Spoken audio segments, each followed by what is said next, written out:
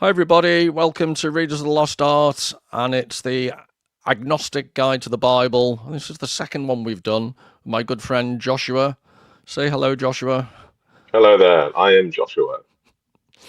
And everyone, please forgive me in advance. I've got this weird virus thing, and I've exacerbated it by trying to catch up with the Test match cricket in Australia that is about 3:30, 4 a.m. British time. So that's not ideal. And I've always been a great lover of coffee, but recently I've got involved in Vietnamese Finn brewed coffee and Turkish Ibrik brewed coffee, and I don't think I've ever been this caffeinated in my life. So if I start speaking in tongues, I will ask Joshua to take over. Now, the reason for doing St. Mark's Gospel, in future weeks, I'm going to do a video based upon Frank Commode's work that's called The Genesis of Secrecy. And it's quite a wide ranging book, but he does focus in on St. Mark's Gospel in particular. And what he focuses in on uniquely is its narrative structure and the way in which it relates to literature in general, because like me, Frank Commode is an agnostic, but he really values the literary structure of St. Mark's Gospel in particular. So, Joshua being a bit of an expert on the Old Bible, I thought it would be interesting to get his insights into the literary qualities. And just to give you a very quick example before I hand over to Joshua, one of the ideas is that there is an oracle type quality to religious writing. There's a predictive prophet like quality, and it has an enigmatic quality often. And it's unclear in parables, as we'll see in St. Mark's Gospel. Sometimes it's unclear what specifically is being meant. And for the best, most obvious, glaring example would be, you could argue, from a Christian point of view, the Old Testament has a completely different meaning once the New Testament arrives. And the link between the two changes the nature of both of them quite fundamentally. So this idea that over time your interpretation changes, I'd suggest that's an essential part of biblical writing. But it's also true of literature. And I think people forget that because we live in the here and now. We live in this screen culture where everything's instantaneous. We actually lose track of how time changes things. And it's a metaphor for life itself. It's why I'm obsessed with Proust, and I'm going to force it on people in the new year. That whole novel is about looking back at time over a lifetime and how your own sense of your own life changes radically.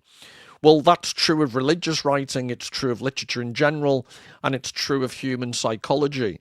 And I think personally, loads of people get driven away from religious texts because of all the baggage that comes with them. So I'm trying to tread this fine wire between acknowledging they are religious texts, so you can't get away from that, but not also dismissing their literary qualities.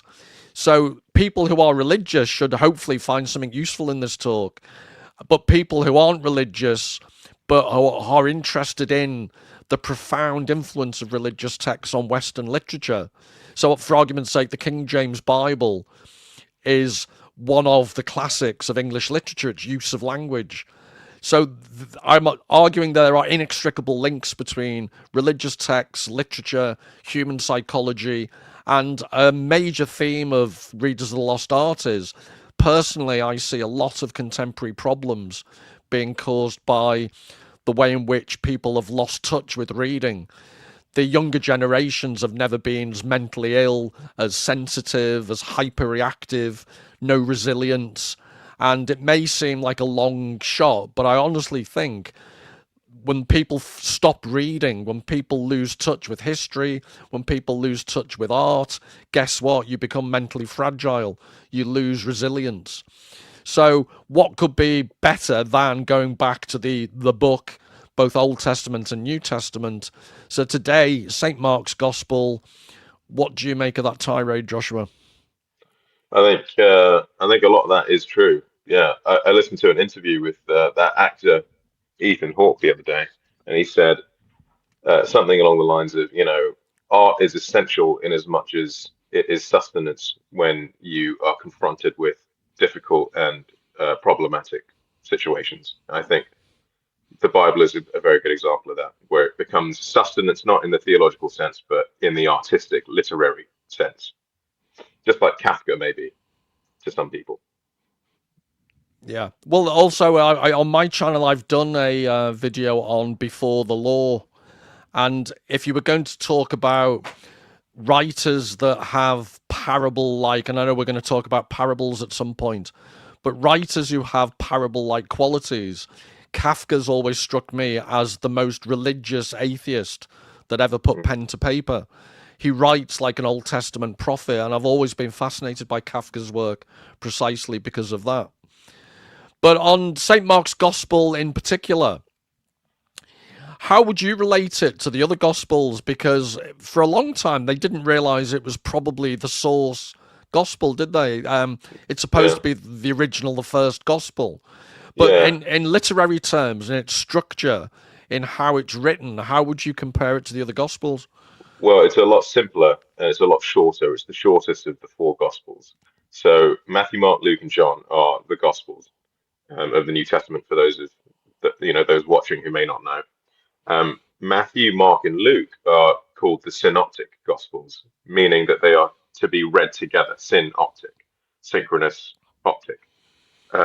And so Mark is actually, Matthew and Luke use Mark a lot. Most of Mark is in Matthew and most of Mark is in Luke. Now, Matthew and Luke use Mark and change Mark a little bit, but Mark is the original. It's short, precise, and a little bit ambiguous at times because of the nature of the style of writing. Um, one of the biggest ambiguities in Mark is how Mark ends his Mm. gospel, and he ends it. First of all, let me just say we actually don't know if Mark, this individual known as Mark, wrote the Gospel of Mark because the author doesn't identify himself. So that we attribute the gospel to this person Mark, but really there's no way of actually knowing if it was Mark. Whereas some of Paul's writings, you can attribute to Paul because the author identifies himself as Paul, or it's Paul's disciples. There's this thing called pseudepigraphy, which is someone writing under the name of somebody else, and you see that all through Paul's work. You don't see any of that in Mark. So I just want to say that from the beginning. But Mark ends his gospel very abruptly. It's a very abrupt gospel. The very end um, is basically this, Mary, and Salome who go to the tomb. The tomb is empty, and rather than going and telling everybody like they do in Matthew and Luke and John, they actually run away, hide their faces because they were too afraid to say anything to anybody. And in fact, Mark emphasizes this fear by saying they say nothing to anybody ever. So it's a little different from the other gospels in that way. And yeah, Could it's could I just shorter. could I just stop you there in the sense that isn't it also there's arguably an addendum and there is an argument that the actual Mark gospel ended with they were afraid, full stop. Yeah, And yeah, because when you do read it, it does seem I've forgotten what verse it is. Is that verse? What's the verse that ends with they were afraid? I couldn't tell you off the top of my head, but it's in chapter 16. Yeah, oh, sorry, that's what I meant. Which chapter 16, and then they added about another eight chapters, Yeah, which don't look like they fit. no, exactly. And it would have been a real cliffhanger if the last phrases they were afraid, full stop. Duh, Yeah, duh, they said duh. nothing to no one ever, for they were afraid. I read somewhere that the Greek word was gar, the final word was gar, which I think means you see. Yeah, So well, this is where the language becomes tricky yeah, because there are several translations, and I think the scholars try and find the best translation because there's never a one-to-one, you know. So um, that's the closest sort of holistic English translation there is, if that makes sense. yeah. I'm just looking for the. The final where it says they are afraid. Definitely chapter 16. Um, No, that there are 16 chapters.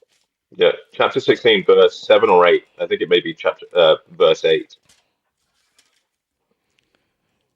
That's right. It's the end of verse 8 of chapter Yeah, 16, and then the final verse is verse 19. So there's yes, basically 10 extra verses that don't right, really fit and right. have avoided. They tie it up very neatly, whereas my strong suspicion, what do I know? But Mark left it on a cliffhanger. Yeah, I mean, I've spoken to several New Testament scholars about this, and I mean, that is the original ending. It's called the original ending for a reason. Um, and I think Mark, I mean, the theological view on this is that Mark is actually inviting the audience to respond in a way that's different to that of Mary, the women at the end of the story who don't go and tell people. In a sense, Mark is inviting the audience to do the opposite. He's sort of asking the audience, is this how you're going to react when faced with this knowledge, this information about the resurrection of Jesus Christ? Before I let you do your stuff as well, isn't there also, there's a weird, and Frank Commode writes about it in quite an entertaining way. There's a strange mention when Jesus is arrested in Gethsemane, Yeah, a guy wearing, it's described as a linen cloth. So he's yeah, naked underneath, but he's wearing a linen cloth. right, And there are a huge load of implications about this. So that could be a sign that he's about to be baptized. But he's mentioned the soldiers try and grab him, and the linen cloth comes away, and he races off. yeah, And it's a very odd mention. And Frank yeah, Commode makes the link with James Joyce's Ulysses, mm, where there's a random man in a Macintosh who appears and disappears in the story. And Frank Commode saying, given how clever James Joyce was and how enigmatic, he's using a very similar technique. But have you got any initial thoughts about the significance? Because you also see a similar man in the tomb, don't you, when the women go to the tomb? yeah. I'll be honest with you, Paul. No, I mean, I've spoken about this as well with some of my colleagues who are scholars in this field, and no, there isn't a sense of what that means. I mean, there's a lot that we don't actually know, and I'd never made that connection with Ulysses before, so that's interesting. I'll have to look into that after this. Well, I'll do when I do my video. I'm going to do it on Frank Commode, and I'll mention all of this in detail for people. And if you want to pick up on this when we talk about, so I think for everyone, our next chat that Joshua and I'll have will probably be, I'll confirm it, but it'll probably be on the topic of parables in general. And we can, after he's seen my video on Frank Commode, I'm sure he'll have a lot to say why it's rubbish or why it's correct, so we can pursue that further. Yeah, I mean, there are lots of like theological implications that you could ascribe to something like that, like the the veil sort of falling away from the boy as perhaps being reminiscent of the veil that's torn in two. That idea upon Jesus's resurrection, or it could be the sort of nakedness that's implicit in the sort of salvation story, or it could be foreshadowing. It could be any of these things, but there isn't a I don't know of a definite way of looking at that. While I'll just if I can just give a prefiguring of why I think Frank Commode is quite funny. Yeah, He uses as an analogy this idea that literature isn't always straightforward, and yeah, he compares it to Freud's idea, but the difference in manifest and latent meaning. So, for example, in a dream, you have manifest images; they are right, literal images that you have. But the question is, what do they signify? Because most dreams signify something. That's the latent meaning. So he addresses, it's not a very well known novel. I think it's called The Party by a guy called Henry Green. I think it was in the early 1930s, perhaps.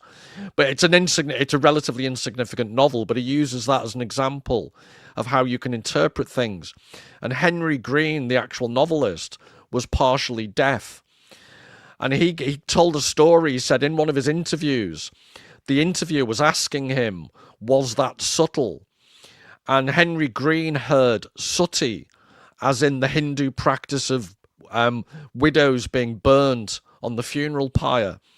So he started talking about, I hope when I die, my wife doesn't kill herself, but I don't think she would because she's very sensible. And the interviewer said, no, no, no, you've misheard. And Frank Commode's point is, the vast majority of interesting literary insights are actually from mishearings or misunderstandings. And if all you ever had was a literal understanding of a text, it would be a dull, dull word. And this is what for Henry Green, when he realizes he's made a mistake, he goes, oh, that's disappointing. I thought you said sooty. So And tell that to the evangelicals. well, exactly. I don't mean to disparage anyone, but I doubt they're much fun over a pint or two. Because A, they don't drink properly, and B, everything's literal. Yeah, Humor to me is always built upon irony, multi layers of meaning, your expression, your tone of voice, and these are all elements of good literature as well.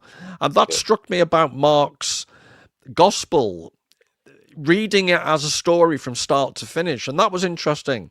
I was familiar from decades ago when I read it as a youngster, so I knew the text relatively, but I'd very rarely read it from start to finish. yeah. And I think that's also, I mentioned it in the previous video I did about Vermeer and Proust. I called it the Quality Street Syndrome.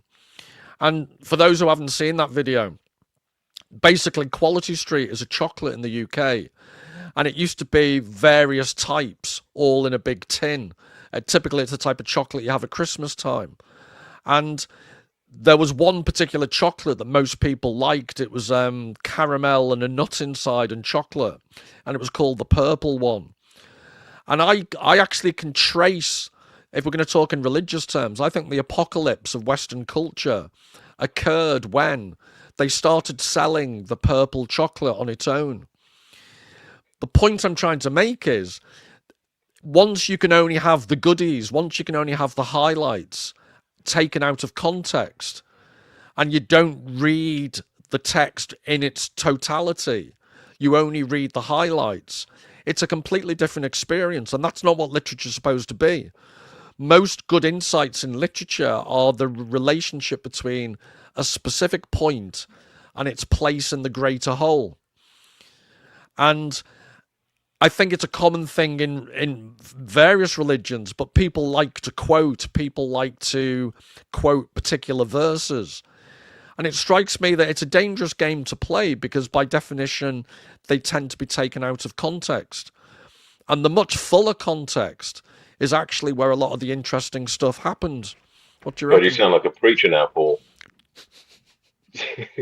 Well, that's the irony. For someone who's agnostic, I'm probably more evangelical than some Christians about the importance of literature. Yeah, we talked about this last time. I think it's Yeah. absolutely true. Yeah. The On the thing of latent meaning that was first enunciated by Freud, I think Jung lends a helpful insight as well, because Jung then takes that and develops it into the interpretation of dreams. And he says, actually, the dream is its own interpretation because of the latent meaning. So the very fact that you're dreaming about the things you're dreaming about is itself the interpretation. And also, it's got parallels with literature and religion, also religious texts, because the point about a text is, or if we stay on the topic of a dream, you can analyze a dream to death, and then it loses its dream-like quality because you've analyzed it too much. There's an element of dreams that are supposed to be enigmatic. The quality of a dream, its dream-like state is, it's verisimilitude, it's realism in terms of imagery, but the fact it's not real, and it's the tension between the two, is what makes something oniric or dreamlike. Likewise, literature's tension. Good literature is psychologically realistic, but it can be incredibly fictional. And it's the simultaneous quality. It's why literal texts that are just purely factual are dull as ditch water. life psychological. The same with paintings. If you do a completely literal painting, you've got a close approximation to a photograph. What's Right. interesting about that? Yeah. That the whole Yeah. purpose of art are the gaps, the fact that it's not total reality. But Yes. actually, that's more psychologically realistic than if you had total reality. The example I always give is the difference between a photograph and a portrait. Yeah. If you wanted to do my Rolf Harris type face in a portrait of an oil painting, there would be something about my deviancy that would come across. Whereas if you take a photograph, it's fortuitous, isn't it? The particular Yeah. snapshot you take. And I'm Yes. sure listeners would be aware of the way in which a portrait can actually capture the essence of someone, Yeah. whereas Yeah. a photograph doesn't. Right. I think that's one of the beauties of language. Just to touch on what you said earlier about literature and the gaps as being, more meaningful than what's actually there. I think in the Chaucerian sense and in the Lacanian sense, um, language isn't fixed. It's that's that which is symbolized is exactly that. It's symbolized. It's not given as, with any kind of sense of ultimacy. So each word, each sentence, each sort of paragraph in a literary work is constantly dying and being reborn in an affective sense, um, because language isn't fixed. It's constantly being renewed and enacted. I think that's the beauty of literature. Could I link that to the concept of to drag this kicking and screaming back to St. Mark's Gospel? The idea that in the discussion about parables, there's a difference. I don't know whether you can explain this. The word hina. Are you familiar with that? Because Commode talks about it. I can dig out my notes I wrote about it. Yeah, yeah, please do. Yeah, that's right. When the parable of the sower. Can you remember Yeah, that? yeah. So how does that go? The parable of the sower. Um, the word. Tell me more about the word Hina, please. Well, I think it's the parable of the sowers when they're throwing the seeds, and some of it falls upon stony ground, some of Yeah, it falls upon other ground. The seed dies in order to grow. right. So there's all that parable, and then Frank Commode suggests that when the Jesus asks the disciples, "Do you understand?" and they basically don't, Yeah, and they ask him, "Why are you talking in this parable?" And then the yeah, word parable has all these different definitions. It can mean riddle. It can mean dark saying. yeah, It can mean various things. So the word parable itself, which is a Greek word, is a translation of different Hebrew words depending on the context. yeah. But this idea of it's the difference between Hina and Hoti or Hoti, Hoti. And Uh-huh. the idea is if the original text is Jesus says, I am speaking in parables so that they may see but not perceive. Right. The implication of that would be Jesus is saying, I'm speaking in parables so those on the outside won't gain the insider's knowledge. Yeah, that's exactly right. Yeah. Yeah, but if St. Matthew translates it as hoti or hoti, Hoti, which Hmm. means because, and that would be a radically different meaning. That would mean Jesus is speaking in parables because otherwise people wouldn't understand. Yes. So Yes. Mark's use of the word hina actually implies that Jesus is deliberately excluding the truth from those who are on the outside of the initiate circle. And this heightens one of the reasons he does this is because it heightens the effect of revelation. Um, Sorry, who often Mark does this? Mark does this because oftentimes in Mark you see that the disciples themselves don't they seem to struggle with Jesus's um, divine nature, and it's often the people that aren't his disciples the peripheral characters, the secondary characters. They're the ones who sort of realize the transcendental nature of Christ, and it heightens the effect and it implicates the reader in that misrecognition, almost as if to say, "Aha, you should have got this." It creates, it identifies the reader with the disciples, and the Uh, misrecognition of Christ that the disciples, exhibit is placed upon the reader. which goes back to, for people who aren't particularly religious, if you want to put it into more agnostic terms, I referred earlier to Franz Kafka. In Franz Kafka's inverted commas parable Before the Law, the idea is that a man from the countryside, it's very vague, goes to this door, and there's a doorkeeper says you're not allowed in. But he can see through, and he can see that there are other doors further on. And he never pushes it, he never tries to barge in, but he sits outside, and he sits outside for years until finally he's about to die. And the doorkeeper at the end says, "This door was only ever for you." And there's a line, I'm trying to remember it, but it's along the lines of he could see the door, within the door, it was radiant. So what Kafka's basically arguing is there's a unique door for all of us, and you can get a sense of its radiance, but you can never ever go through it. Which, in terms of the way you were just talking, I think it relates to the concept of parable and truth, whether you see it as God's truth or the truth of literature. But we all get a hint in good art, we get a hint of some ultimate truth, just a little radiant, but we can never fully access it. That's just And like how. Sorry, no, didn't no, mean to carry on. interrupt. No, I was just going to say that is how I make sense of, and a lot of theologians make sense of faith itself. There's this sort of parabolic quality, parabolic in the parable sense.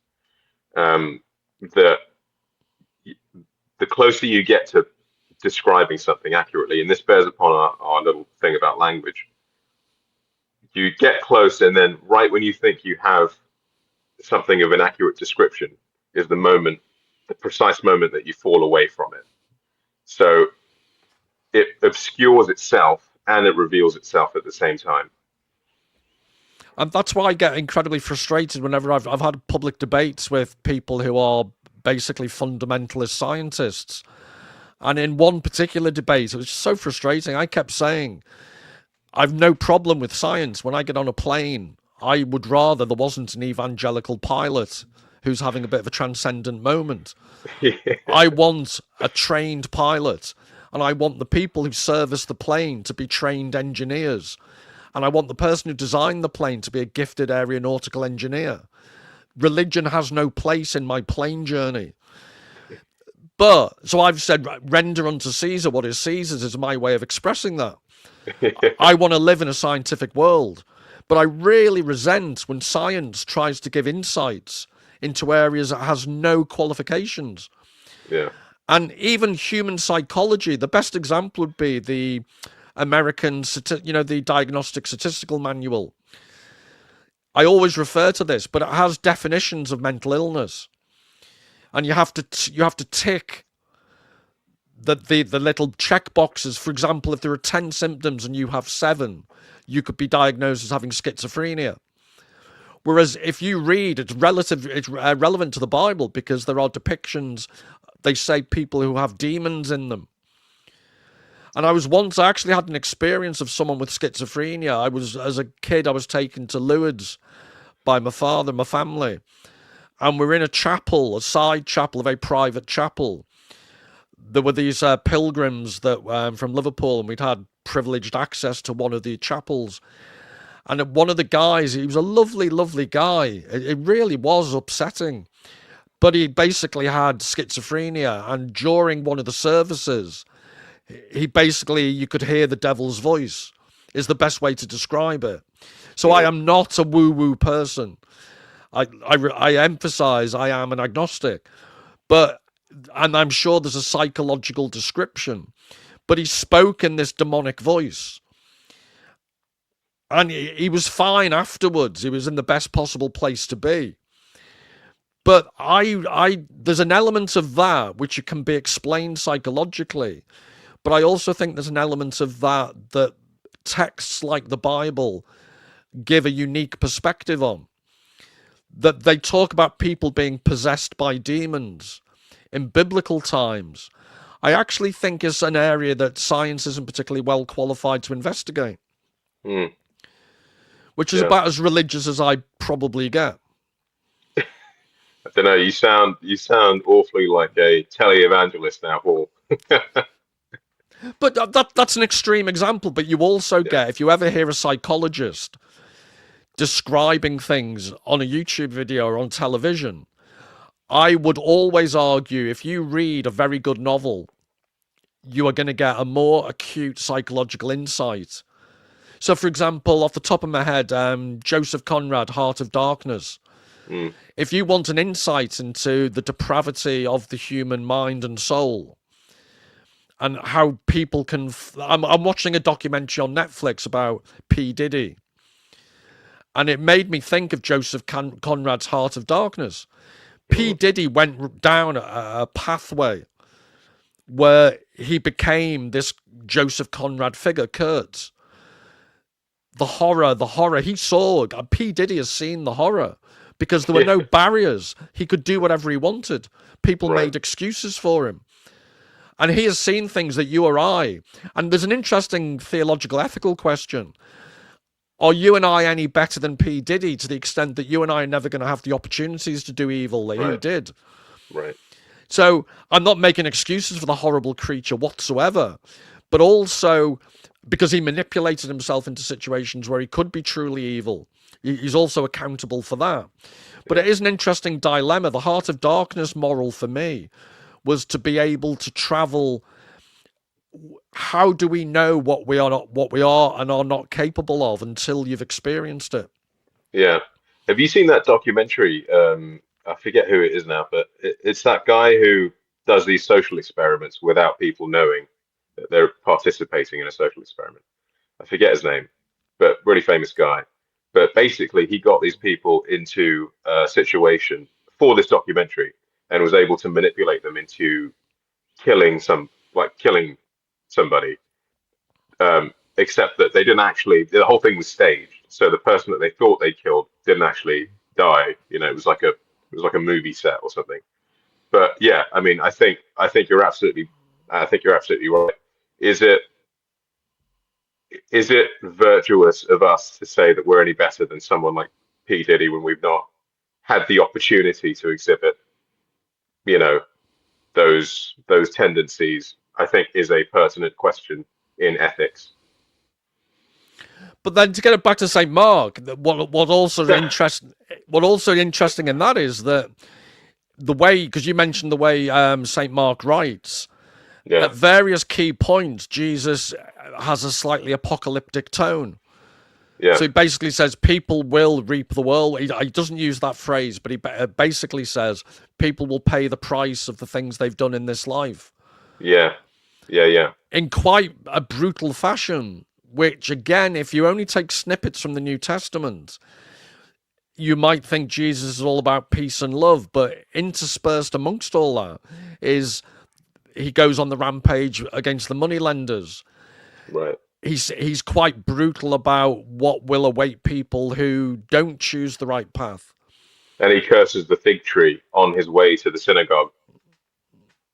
Yeah. Yeah, yeah. You're no, What yeah, you're right. There is a kind of apocalyptic ethic in the Gospels, because there's this sort of overshadowing, this hanging over the head of the reader of because you know what's coming, you know that the crucifixion's coming, you know that the passion narrative's coming, but that sort of that the radicality of that, I think, is it persists throughout the whole series of the Gospels.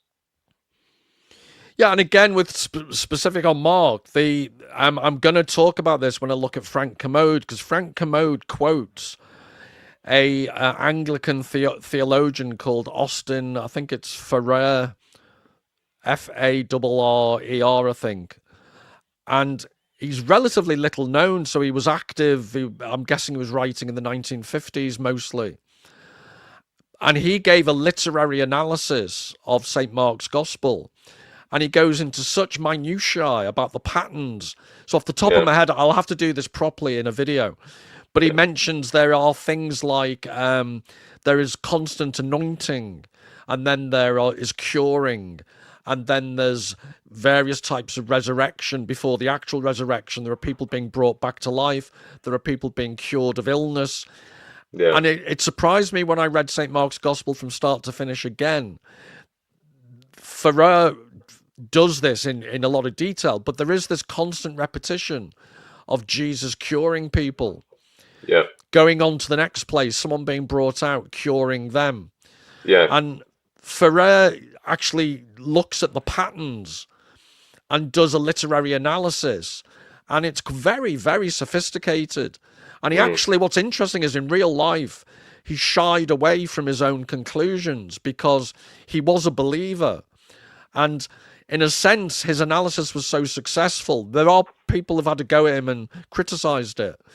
Yeah. But he was so successful in emphasizing the literary qualities of St. Mark's Gospel that he felt vulnerable to the charge that he was diminishing its historical truth. Mm. Mm. And as a Christian believer, he found this problematic. Yeah. Well, one of the things about Mark's portrayal of those miracles that Jesus performs is that to talk briefly about, the historical world behind the text and the context of the composition of Mark. Um, this is the Hellenized world, culturally Greek, politically Roman, and Aristotle's ideas about plot, story, narrative are in the air. Um, and okay, so basically in the patristic time, so Irenaeus, Origen, these sorts of thinkers, the Gospels, particularly Mark, was considered as belonging to a genre, or rather, Matthew, Mark, Luke, and John as texts were a genre. Just those texts were the genre, and that genre became known as the Gospels. But in the 20th century, they started viewing the Gospels more as historical biographies. So they sort of opened the genre up. So whereas before it was just the Gospel was the genre, in the 20th century it became it became historical narrative and biography. That became the sort of the new way of understanding um, the Gospels. So Mark is drawing from um, the Aristotelian and Hellenized ideas of literature. And in historical biographies in the Greco-Roman world, by the, the individuals that were being presented were often presented as static, not really changing, and they were presented as like types of, you know, whatever values or virtues. So Mark actually, addresses this and presents Jesus as like the Son of God, the Son of Man, the Messiah, and all of that is relevant because this particular genre takes action and uses action as the thing that describes the individual, rather than saying so and so is this. It's by way of action that the nature of the individual is denoted and connoted, because it's all about the type, not the archetype, but the type of character, the type of virtue that the person, represents symbolically. So that's one of the reasons why Mark, gives all of these miracles sort of in quick succession almost, especially within the first 8 chapters of the gospel. I hope that makes sense. No, it does, and it's interesting because the modern contemporary tendency is much more towards psychology. Yeah, yeah, Except there are genres like serial killer type, extreme horror genres where it's the repetition of the act is what yeah, provides the genre structure. yeah, yeah, yeah. But Hellenistic biography tended to present people as representatives of social types, which I find, very interesting. It was like defined by a stereotype list of characteristics and then the real was overlaid by the ideal. So you But I got the think, ideal, and the real would be overlaid on top of that. but I think that's also Mark manages to introduce this enigmatic. I think if we can slip into the discussion of parables, I think that's what parables bring to the party as well. Oh yeah, yeah, yeah, Rather than the gospel just being a shopping list of things that happened, the parables and the way of telling the parables and the motivation for telling the parable, like I was discussing the significance of the word hina, these type of enigmatic qualities add a whole other dimension that can't be resolved easily. mm, But it goes back to my point about science. Science always wants the airtight explanation, which is right, fine in realms in which an airtight causal explanation is possible. But human beings, being what they are, can never be put in a self contained box.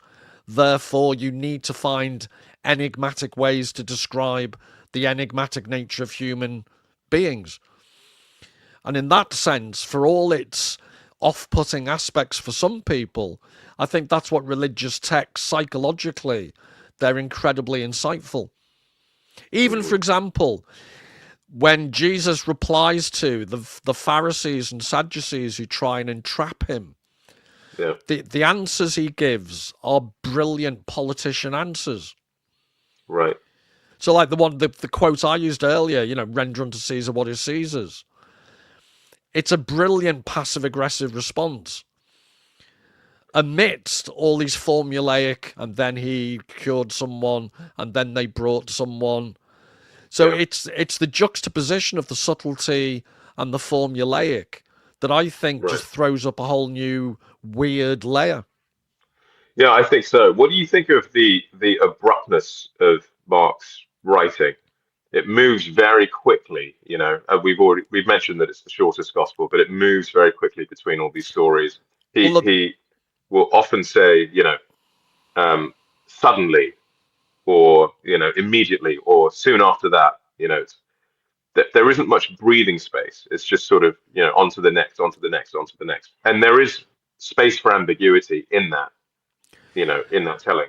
but again, I think that would go to my point about the quality street and the idea that Mark's gospel argue who am I to say as an agnostic, but I'm guessing it needs to be understood in the context of the larger book of the other gospels, St. Paul's writings and the Old Testament. Yeah, So to give a very specific example, in Mark's gospel, when he describes Jesus being tempted by the devil, it's yeah, about 2 lines. right, It's so yeah, short. He yeah, says Jesus went into the wilderness and words to the effect of, and was tempted by the devil. And then he yeah, moves on. right, And I think when you know the other gospels tell it in a little bit more detail, that succinctness makes an impression because you have a bigger context to place it in, but you can also appreciate the terseness. I think I'm clumsily saying is it would be interesting what it would be like to read St. Mark's Gospel if nobody had ever seen the other Gospels. yeah. Well, there was a point where that was the case, and clearly Matthew and Luke felt the need to enunciate what Mark was getting at, what he was saying. But I think that's the beauty of Mark is it is ambiguous. Like when Jesus is at the Sanhedrin, he doesn't say anything. He's just silent, for instance, and he talks in parables at times, but then other times, he gives the answer, and um, it's hard to know. And then the other question for me, the perennial question, is about the short ending. Um, I always come back to that question because I it's hard to know exactly um, what his agenda was with that ending. And the explanation that I've been given, which I've said already, which is about inviting the audience into thoughtful reflection as to how they would react. So no, it doesn't strike me as it doesn't satisfy me. But then again, to your point, should it? Well, speaking from a purely literary point of view, when I read the last 10 verses Yeah. They are not written in the same style as everything No. that went before. No. Yeah. So you've got 16 chapters, and then you've got 10 verses that are obviously being added, whether that's by Mark, which I doubt, or whether Yeah. that's been added. I really do. For someone who doesn't believe, I do believe that, Yeah. that those 10 verses were added Yeah. because being an experienced reader, there's just, it's like Sesame Street. One of these things is not quite the same. One of these things is not like the other. I think I've got that back to front. Yeah. Forgive me. I'm doing a midrash on Sesame Street. I never saw Sesame Street. How did you not see Sesame Street? It was just, I was born in the 90s. Oh well, it was groundbreaking TV when I was growing up. Yeah. No, I do think it's a major. I think it's a brilliant ending, and I think your interpretation that it's inviting people. What would your response be? Again, I don't want to make too facile a comparison, but it's like the end of Heart of Darkness, the horror, which goes Yeah. to my question: would we have acted like Kurtz in a different situation? I think that's in a much more powerful way. That's what Mark's achieving by ending it with, and they were afraid. Yeah. Yeah. I I think also it. think that sort of bookended with the beginning. Like the beginning of the Gospel of Mark is just as abrupt as the ending is, because it doesn't begin with like a genealogy of Jesus or how he was born or anything. It begins with actually John the Baptist, and then Jesus enters the scene after that sort of those first few verses of John the Baptist doing his work, and then Jesus is anointed and the dove descends upon him. It's completely ambiguous. It just starts at the beginning of the action or I in the think. middle of the action. I don't think it's for today, but I think at a future day we should compare and contrast the beginning of St. John's Gospel Yeah, because of this idea that in the beginning was the Word. yeah, yeah, yeah. Well, John's gospel has a higher Christology, meaning that it it will go further than the synoptics will as far as claiming the divinity of Jesus. I mean, the synoptics do that a little bit, but the Gospel of John is the one that says Jesus is God. But yeah, what I meant to say was I think the beginning of John's Gospel for me is fleshing out literally and metaphorically what Mark is doing. So you're identifying how Mark is quite terse and Yeah, succinct and right. minimalist. And then it's almost, I agree with you, it's almost like John wrote the beginning of his gospel as if to say, and here are all the literary implications of what Mark did. Yeah, yeah, absolutely. Do you want to dive into your slides since you've done them? I'm slightly worried that Yeah, we we're don't never have going to much get time, to but them. okay. Gospel of Mark. We're going to cover stuff that we've already talked about. So I won't belabor any of these. Um, but okay, firstly, and how much time do we have, Paul? Well, just to put this in prosaic, non-religious context, Liverpool are playing at 5:30 UK time. What's the time now? I'm in So if America. we can finish at 5:25, I can make a quick cup of tea and watch Liverpool are playing abysmally at the moment. They'll probably get beaten, and that will be my punishment for bringing a religious talk to an early close. So we've got till What's 25 past. 25 past? Gotcha. Okay, so I've already mentioned 37 the minutes because you're bad at maths, aren't you? no, no. I figure it's 11:49 over here in the morning. Right, you got 37 minutes. I need to watch Liverpool lose. T minus. So we've mentioned the Hellenistic period, which is obviously very pertinent. It's important here because Mark's not directly drawing from these Hellenistic ideas or Aristotelian ideas, but those ideas are obviously in the air.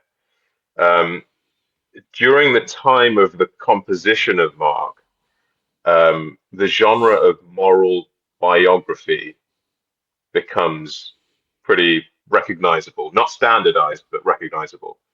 And the purpose of these texts were ethical. So these lives were examples um, or models of virtue. And in these texts, there are also the idea that death reveals the true character of an individual. So Aristotle's followers, for instance, wrote collections of sayings, notable deeds, character sketches, and so all of this you'll recognize because you know, I say that and it sounds just like the Gospel of Mark. Um, so though Mark is not directly drawing from Aristotle, his Gospel reflects, a narrative and a world that is deeply shaped by these ideas. Um, what do you think of all that, Paul? It just strikes me. I think it's difficult for us. For example, I just saw randomly. I saw a video recently about the world's biggest slave empires, Mm, and it's quite interesting. Great Britain doesn't even come in the top 10. Um, the by far the most widespread slave owning society in terms of absolute numbers was the yeah, Roman Empire. And it made me think that you've got these Hellenic and Roman influences upon the Bible, but also it's in a social setting whereby things like slavery and the way in which the Jews had been kicked out of Israel and all of these things, that it's very difficult for a modern person to probably acclimatize ourselves with.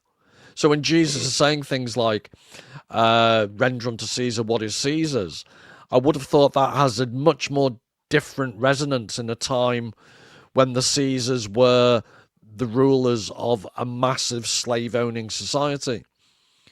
mm, So, just one little example to what you're talking about is this feature of slavery, mm, and how that would infuse given that Jesus, I think some historical interpretations are that he was a militant, mm. whereas when he's arrested in Gethsemane, he tells his followers not to respond. Was that Right. put there? So this is all to your point about the role of action, the role of historical biography. Yeah, yeah. I'm guessing Mark wanted to emphasize the fact he wasn't a militant, so he Right. puts in directly that he told his followers not to respond. Right. Yeah, that would track. Yeah, and this is an example of, for a modern reader, we see that as more like a Gandhi or a pacifist. This is Jesus being ethical. Yeah. But I'm thinking a contemporary reader of Mark's Gospel, I wonder whether they'd be much more susceptible to seeing it as Mark trying to emphasize that Jesus wasn't a militant.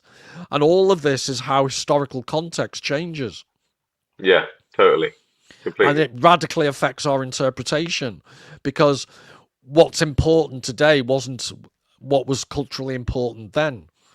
No, And exactly. And literary styles change too. but so that's for me the unique interest of the Bible, is that A, its longevity, and in the Jewish tradition, the Midrash, these layers of interpretation upon layers of interpretation.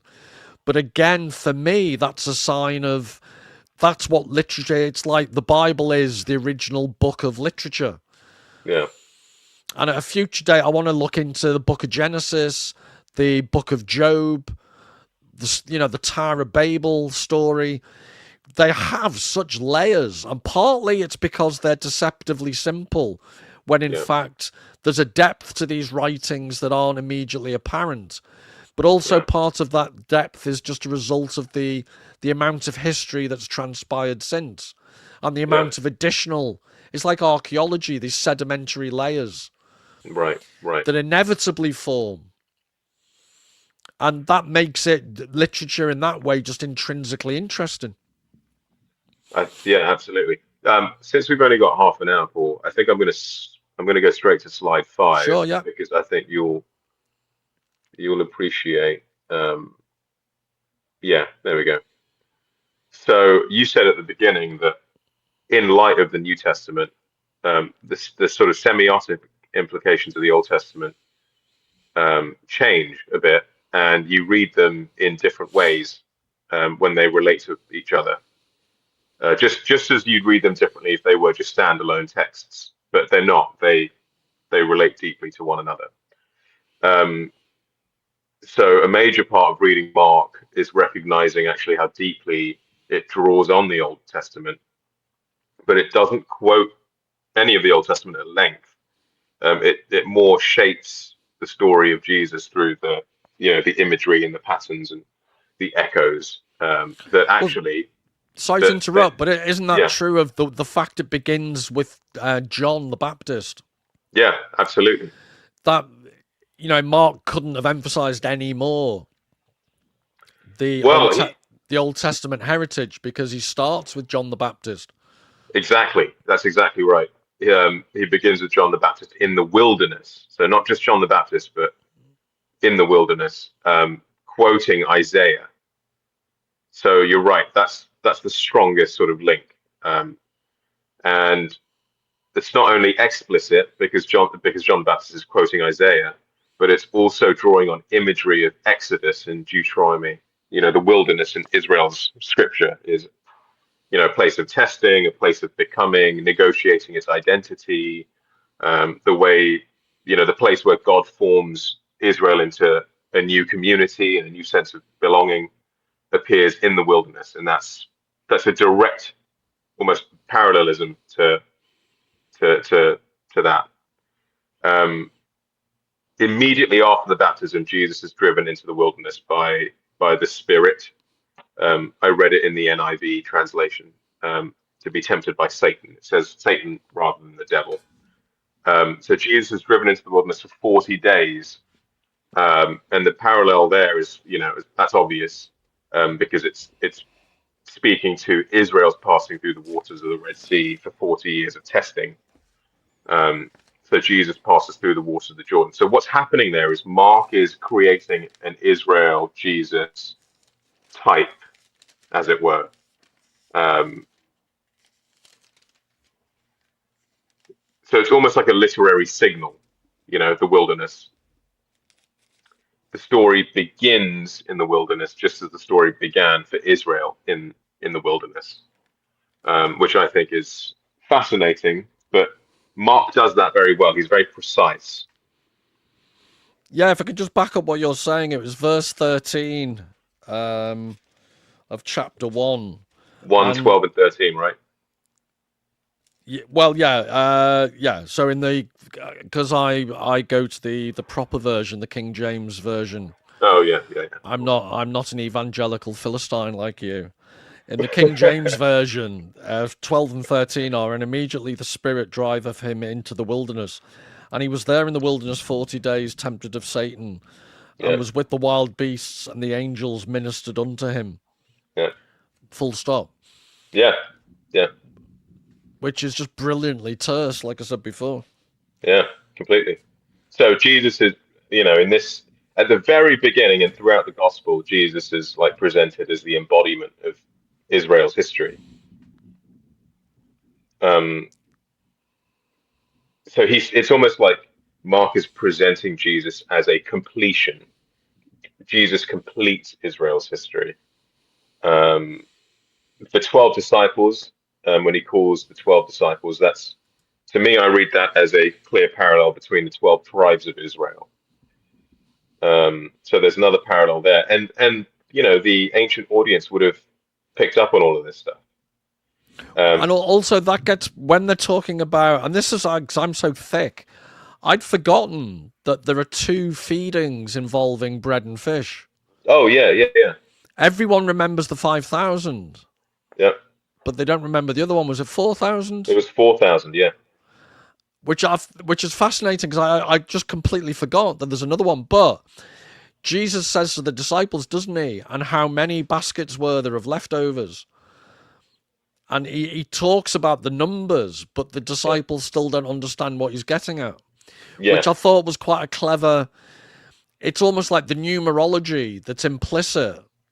Yeah, it's really ambiguous as to what that numerology actually means or signifies. And it's also this thing that Mark does that I've mentioned, where the disciples who are meant to know don't know. So, what do you make of the inside outside? You're an insider or you're an outsider?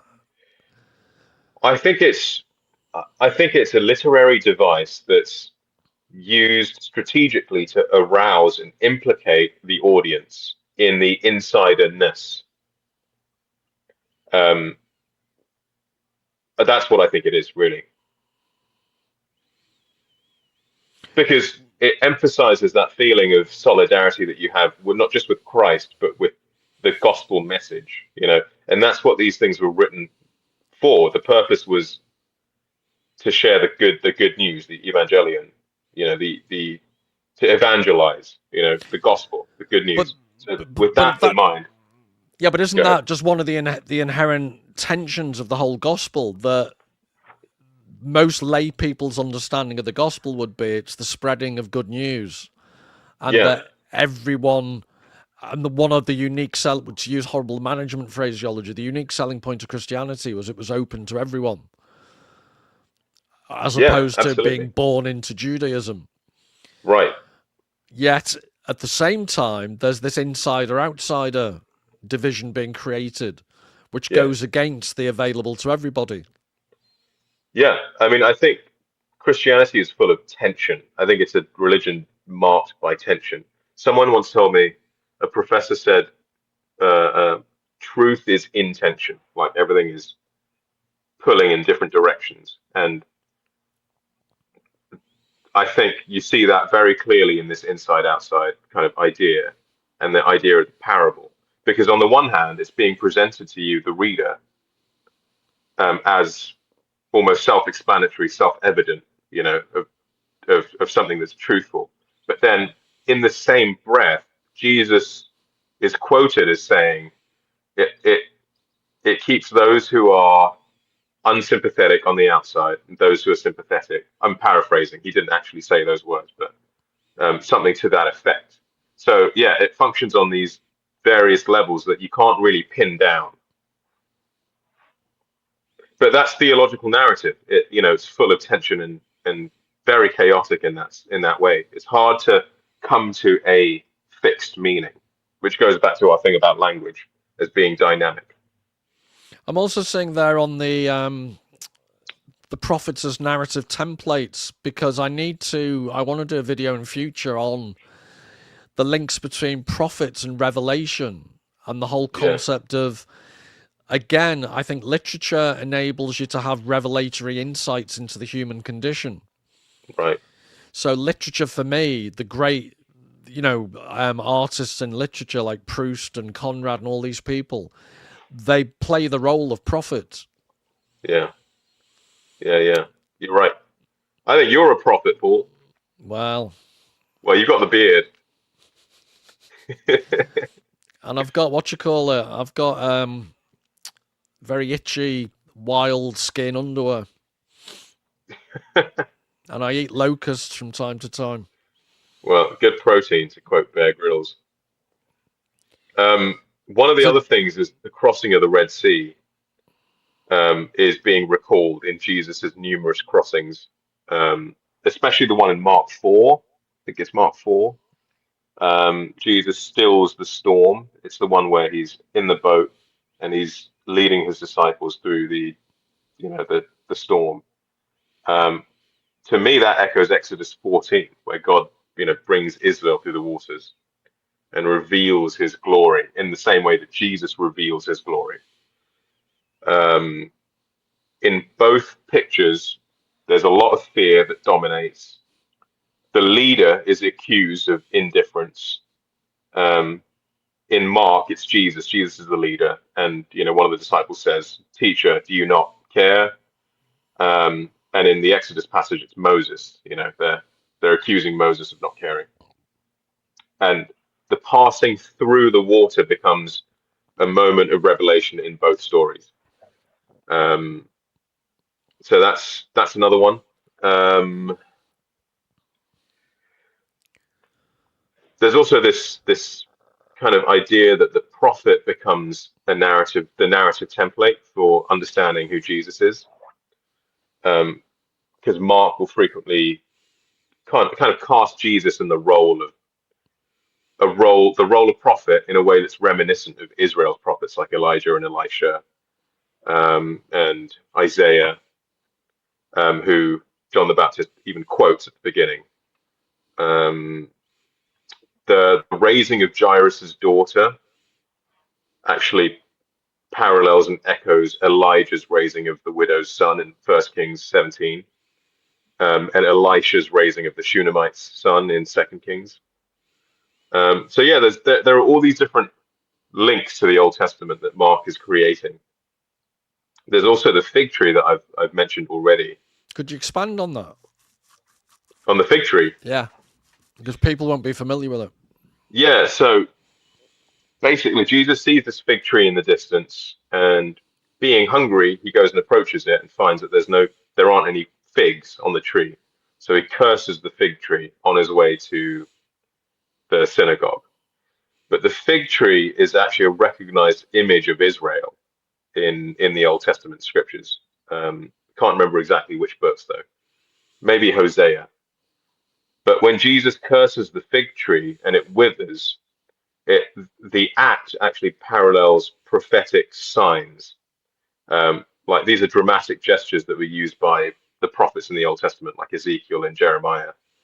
Um, but what Mark is doing is he's creating continuity with these stories in the Old Testament and Jesus by showing that Jesus acts in continuity with the prophets who confronted Israel's failures. So the fig tree is actually a type of Israel.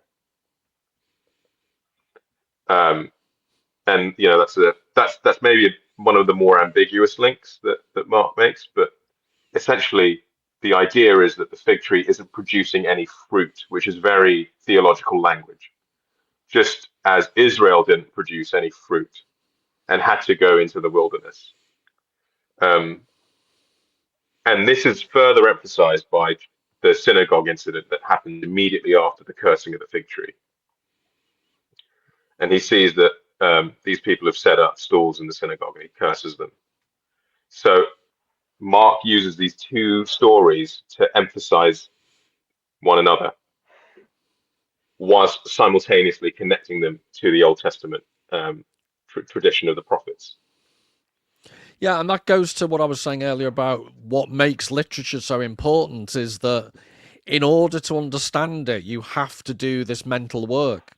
Yeah, And I know it's a bit of a cliche, but it's the screen culture we live in, yeah, endlessly watching screens, is the right, exact opposite. I yeah, don't know if you've ever seen it. There is a David Bowie original, The Man Who Fell to Earth. David mm, Bowie did this film, and I think they did a remake recently. There's a cable TV version. But yeah, the original David Bowie, there's this seminal scene where he sat there in front, he's an alien. He yeah, sat there in front of a whole bank of TV screens mm, and he's watching every single channel that's available mm, in just some type of daze. And it's just beautifully, the cinematography is brilliant and it yeah, always made an impression on me as a cinematic image.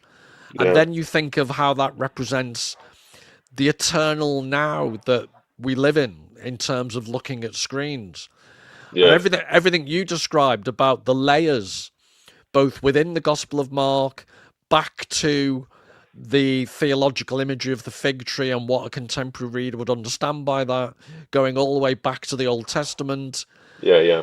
All of these layers are the mental energy and exercise you have to do to interpret any good work of literature. And this is particularly relevant in the Gospel of Mark because Mark doesn't make it easy for the reader because it's all very disjointed, seemingly. You know, it's all very abrupt and kind of maybe not disjointed, maybe that's the wrong word, but it's very abrupt and can be quite obtuse at times when you're reading it. So it does take a lot of mental gymnastics to try and link, you know, these stories. But it's not that's not to say that those links aren't there. It's just they're not very obvious. Like for instance, the Passover thing is easily missed. You know, like the Last Supper with Jesus and his disciples takes place during the Passover period, and that's a very very clear Old Testament link that you know can go straight over your head if you aren't paying attention to it.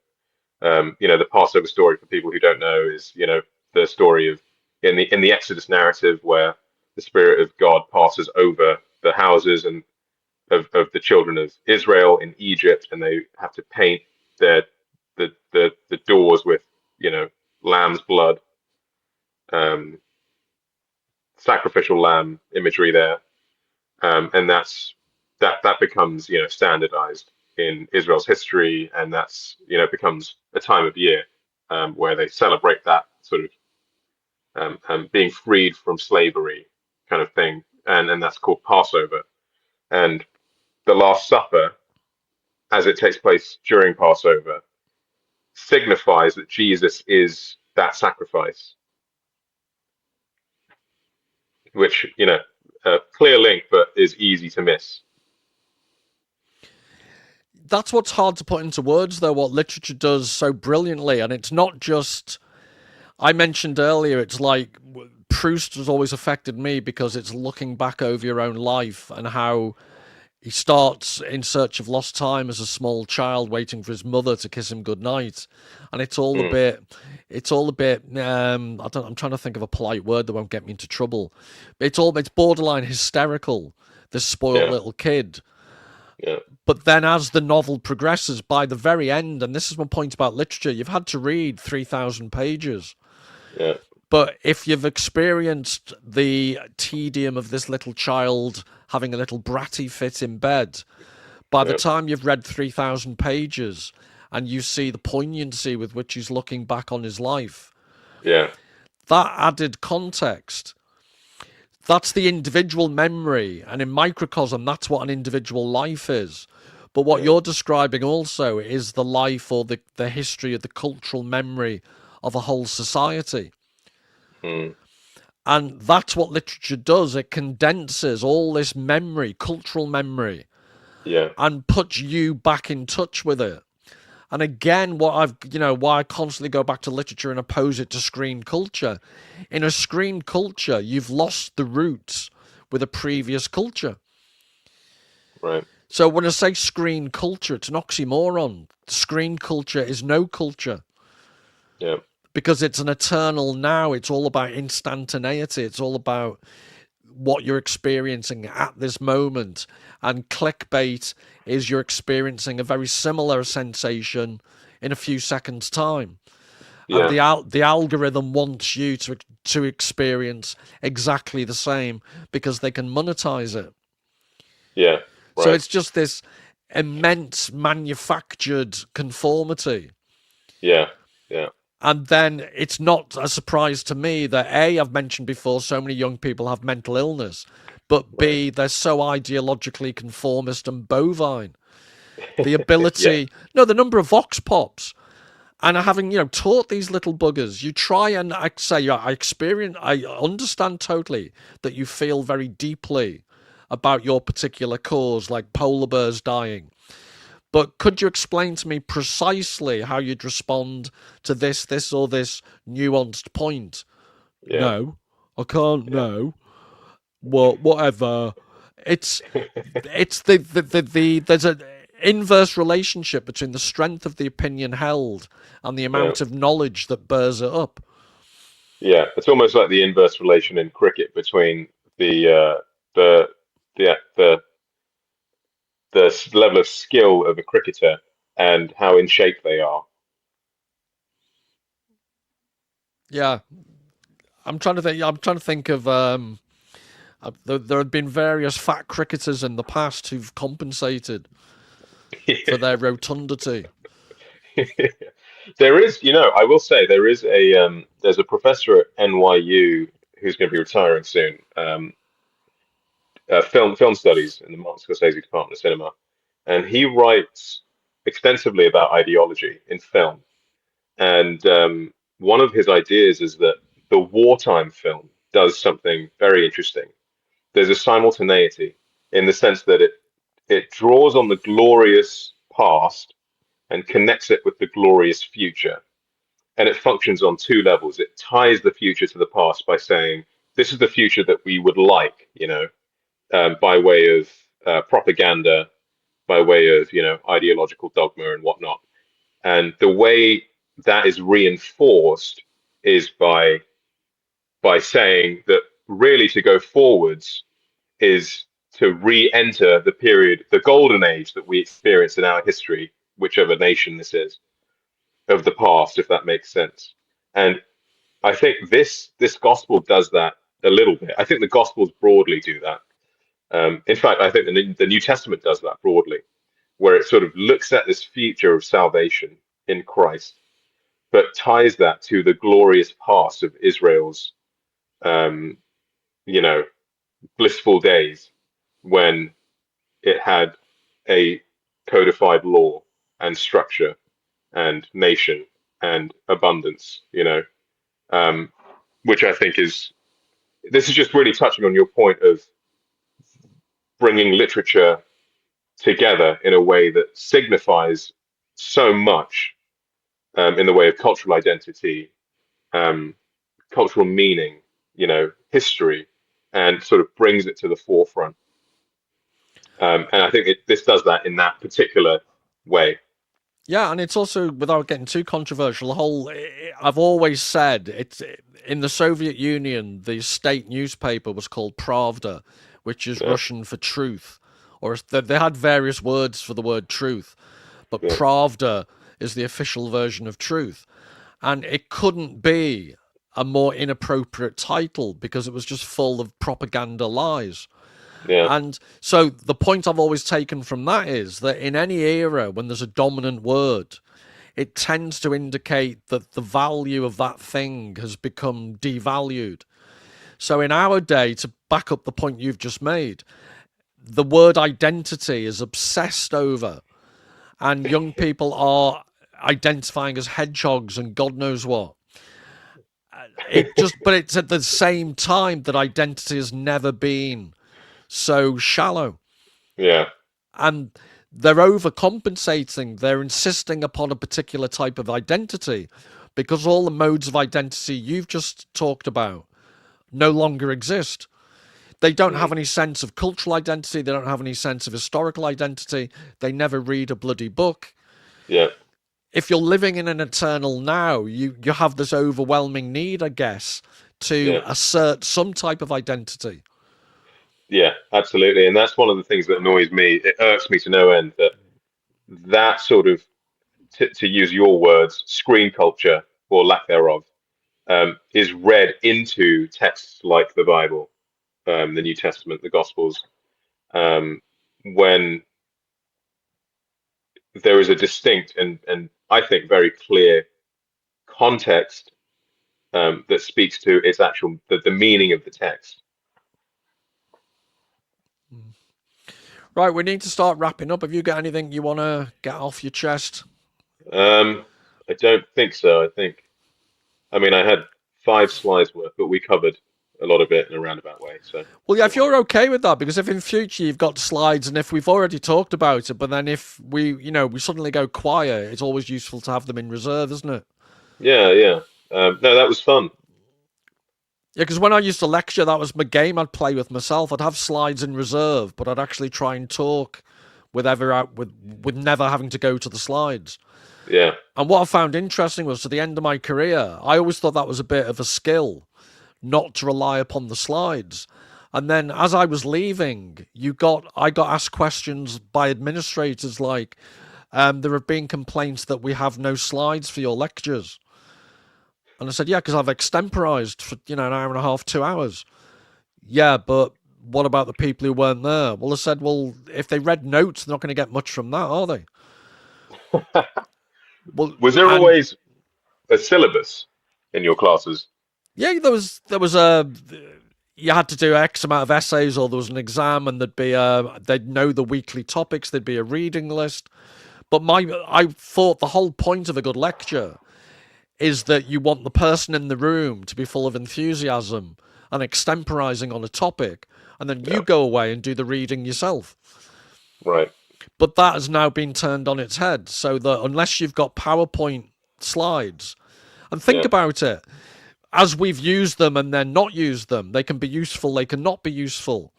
But yeah, the minute, if I just said to you, Joshua, I demand that you use these slides, yeah, we would have been circumscribed by those slides. yeah. We would have been And completely. that is the new preferred, because I was non-conformist in religious terms. I was from the church of non-slides. I refused to go down that path. Yeah. That's the devil's work, Slides. The devil's work. Don't ever Um, apostatize. I was cast down. And Wow. I just find it absolutely fascinating. What you'd think would make a good lecture becomes in the new Brave New World a Are bad you in thing. your are you in your 40 days of wilderness as we speak? No, I was going to be blasphemous. I have been transfigured. I am now on a cloud, Oh wow. enjoying retirement, Is that resplendent. is that why you're wearing black, or is this your version of the dress? I don't think I've ever worn anything other than black. No, no, well, It this is my suits my first time. personality. But it suits the truth of the world. Well, right. Well, I enjoyed that. I don't know about everybody else. So Yeah. thank you for everyone who was in the chat. And we will do this in a month's time. Probably, I'll confirm, but on the subject of parables and what's unique about them. And I will do a Frank Commode, The Genesis of Secrecy, a detailed discussion of that, which it truly is. If you've got no interest in religion at all, it is a brilliant discussion about hermeneutics and how we understand things. It's a truly brilliant, brilliant book. He was, again, relatively, he's well known in a way, but not very. I think he was from the Isle of Man. He spoke Manx, and he was a very unassuming critic, very humble. I've read his biography, and he just seemed like a really nice bloke. So, Hmm. on that note, well, thank you very much, Joshua, and thank you to everyone, Thank and you. we will see you soon. See you Goodbye. soon. Bye bye. God bless.